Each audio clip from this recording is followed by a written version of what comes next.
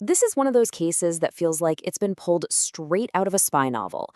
You've got a luxury hotel, a mysterious woman with absolutely no past, and a death that has completely baffled investigators for decades. This is the incredible mystery of Jennifer Fairgate. So this is the big question right from the start. Was it suicide or was it a murder staged to look like one? While the police pretty quickly ruled her death a suicide, almost every single piece of evidence found at the scene tells a much more complicated and frankly, much stranger story. So picture this. It's June 3rd, 1995, at the prestigious Oslo Plaza Hotel. A security guard suddenly hears a gunshot coming from inside room 2805. When the police finally get inside, they find a classic locked room mystery, a scenario that just immediately defies any simple explanation. All right, let's start at the beginning, with the discovery that kicked off this entire 30-year puzzle. And let's tackle this central question. Who was the woman in room 2805? Okay, so the very first thing you have to understand is that Jennifer Fairgate, well, she isn't a real person. It's just the alias she used when she checked in. To this very day, nobody knows her true name. She's like a ghost who left behind a body, but absolutely no identity. So to really get a grip on this, let's rewind a few days. Before that gunshot, she was just another guest at the hotel. But, as we're about to see, her behavior was anything but ordinary. I mean, the red flags were there from the very beginning. She actually misspelled her own fake last name as Fergate on the check-in forms. She listed a fake address, and she claimed to have a companion named Lois who, surprise, surprise, was never actually seen. And maybe the craziest part? She managed to check into a luxury hotel without ever showing an ID or a credit card. Her movements, or really her lack of movement, were just as strange. After checking in, she essentially vanished from her room for nearly a full day. Then, on June 2nd, she called down to extend her stay, hung a Do Not Disturb sign on the door, and was never seen alive again. And that brings us to the heart of the mystery, the room itself. When investigators finally got inside, what they found was a scene that was clean, controlled, and just deeply contradictory.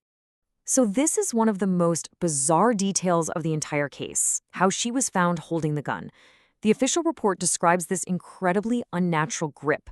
Her thumb was on the trigger, but her fingers were clasped around the back of the gun. It is a really awkward way to fire a weapon, especially at yourself. And this right here is the central conflict of the case.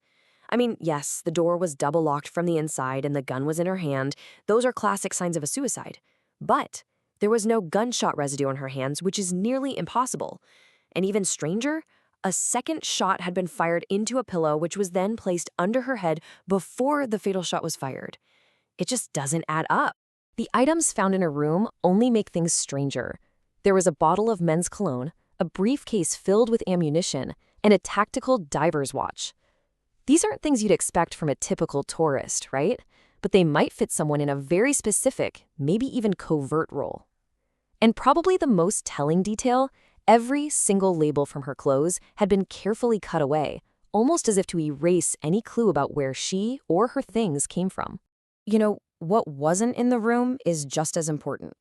There was no form of identification at all. No wallet, no keys, not even something as simple as a toothbrush. She was also found without any pants or skirt. It was a completely sterile scene, stripped of any personal connection to the outside world. So with all of this bizarre evidence, three main theories have swirled around this case for decades, and each one tries to somehow explain the impossible facts of what happened in room 2805. So you've got the official ruling of suicide. Then there's the strong possibility of a staged murder, and finally, the most cinematic theory of them all, that Jennifer Fairgate was somehow involved in the world of espionage. Okay, let's break these down. The suicide theory, it's supported by that locked door, but it's totally contradicted by the forensic evidence. The murder theory explains the staged scene, but investigators found zero signs of a struggle, and only her fingerprints were found on the gun and the cartridges. And then there's espionage. It fits the alias, the removed labels. But why would a spy kill themselves, or be killed, in such a public place with no intelligence ever recovered? None of the theories fit perfect. Still, that spy theory has some pretty powerful proponents. A Norwegian intelligence officer named Ola Kaldiger pointed out that her meticulous efforts to erase her identity, removing tags, using an alias, her reported fluency in both English and German, all of those are hallmarks of intelligence tradecraft.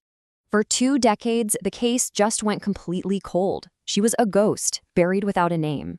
But now, modern science has finally started to shed some new light on who this woman might have actually been. So after her death, her body was kept for a year before she was buried in a simple coffin in an unmarked grave. But in 2016, renewed interest led to her exhumation. And then, in 2020, a Netflix episode brought the case to a massive global audience, hoping that someone, somewhere, would finally recognize her. And that exhumation, it revealed one of the most humanizing details of this entire case. Based on carbon-14 dating, she wasn't 21 like she'd claimed, but she wasn't much older. Her estimated age was just around 24 years old. The exhumation gave investigators the first real clues about where she came from. Her DNA profile confirmed she was of European descent. Isotope analysis of her teeth suggested she most likely grew up in Germany, and that carbon-14 dating placed her birth year right around 1971. For the first time, they had a potential nationality and an age. But here is the most frustrating fact of all. Even with a complete DNA profile uploaded to international databases, and with millions of people seeing her story, not a single person has ever come forward. No family member, no friend, no old schoolmate. It's almost as if she truly never existed. So we're left with a perfect mystery. A young woman, probably from Germany, who so carefully erased her entire identity right before she died. And after all this time, the question is still hanging there. Can a phantom who tried so hard to disappear ever truly be found?